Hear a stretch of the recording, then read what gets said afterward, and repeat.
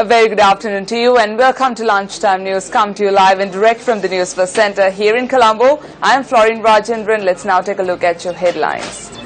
Heavy rainfall over a number of areas including Colombo. Strong winds hit Hambantota.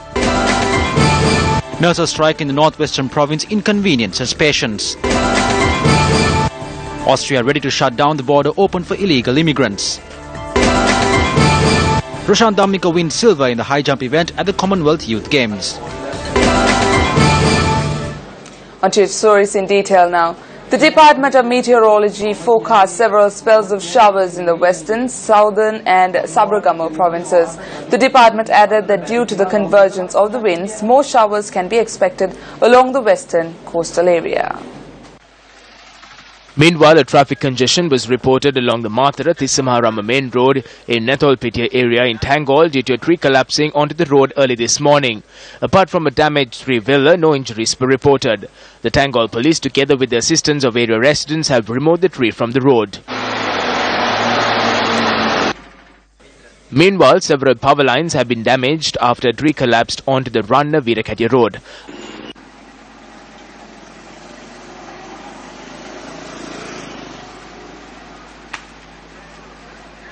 Our correspondent stated that while several houses in the area have no power, measures are being taken to restore the power lines.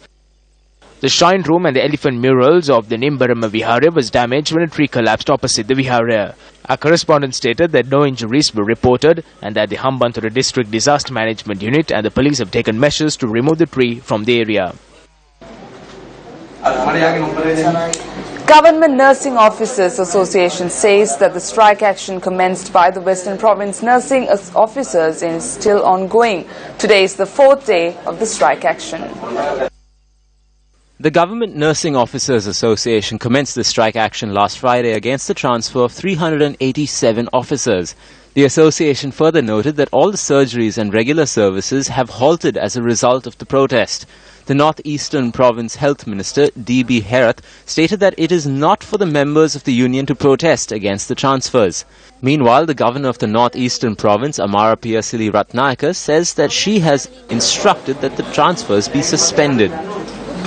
Speaker of Parliament Karu Jayasuriya notes that discussions will be held during the course of this week on the appointment of members to the Constitutional Council. The Speaker noted that discussions will take place along with the Prime Minister and opposition leader who were officially named to the Constitutional Council. Meanwhile, Minister of Justice Dr. Vijayadasa Rajapaksa noted that the other members of the Constitutional Council will be named during the course of the week.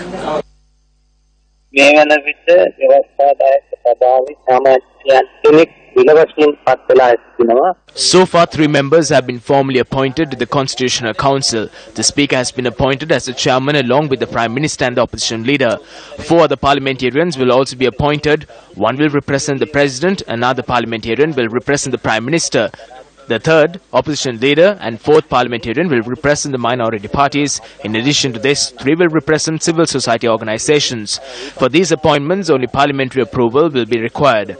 Within the next week, it is expected to select the 4 parliamentarians and to name the 3 civil society activists. Once Parliament convenes, a decision will be reached on these 3 persons.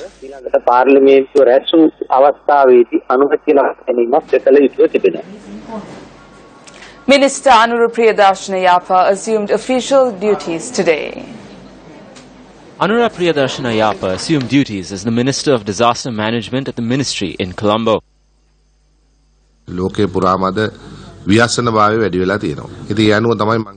Disasters have increased drastically around the world. That is why there is a subject set aside for disaster management. This ministry doesn't have a limit to its tasks. We have to foster good relationships with other ministries too.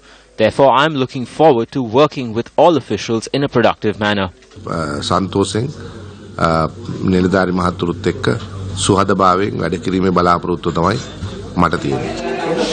Meanwhile, on a somber note, a child was killed after being struck by lightning in the Vallava area in Dematagala, which comes under the jurisdiction of the Godakavilla police. The police said that the victim, aged 9, is a resident of the area.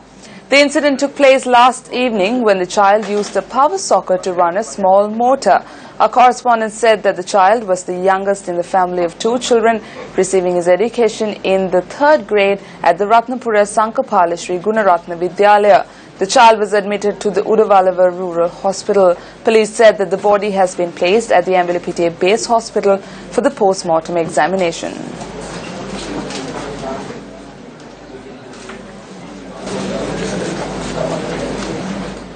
A suspect with the possession of a consignment of banned fishing nets has been arrested at the Nilavali beach in Trincomalee. The anti-corruption unit of the Trincomalee Police Division stated that a boat was also seized in the arrest. The anti-corruption unit arrested the suspect last night upon receiving a tip-off by the Navy. The police stated that the suspect, who is a resident of the Nilaveli area, will be produced before the Trincomalee Magistrates Court subsequent to further interrogations. The elections to choose the Devadana for the sacred temple of the Tooth Relic in Kandy are scheduled to be held tomorrow. Commissioner of Buddhist Affairs Chandra Prema said that all preparations have been made at the Kandy Buddhist Center for the election, which will be held at 1:30 tomorrow afternoon. 4 candidates are vying for the position of the Devadana of the sacred temple of the Tooth Relic in Kandy. Acting Devadana Pradeep Nilanga Dela, former Devadana Nilame Niranjan Vijayratna, Basnayaka Nilame of the Srinatha Devalaya Gayan Hinkanda, and former Basnayaka Nilame Sudanta Sena Nayaka are the candidates for the position of the Devadana Nilame. 301 persons have been deemed eligible to cast their vote for the election, which is held once in 10 years.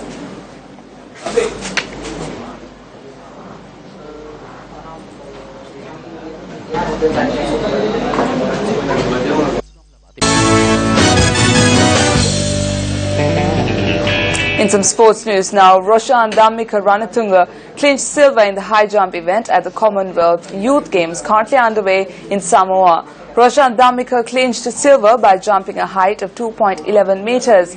Meanwhile, Srimali Samarakund won silver in the women's 48 kilogram weightlifting category. She achieved this feat by lifting a weight of 125 kilograms. Well, that's a wrap of lunchtime news here at News First. You can log into our website www.newsfirst.lk for these stories and much more. For the News First team, I am Florine Rajendran. Have a wonderful day ahead of you.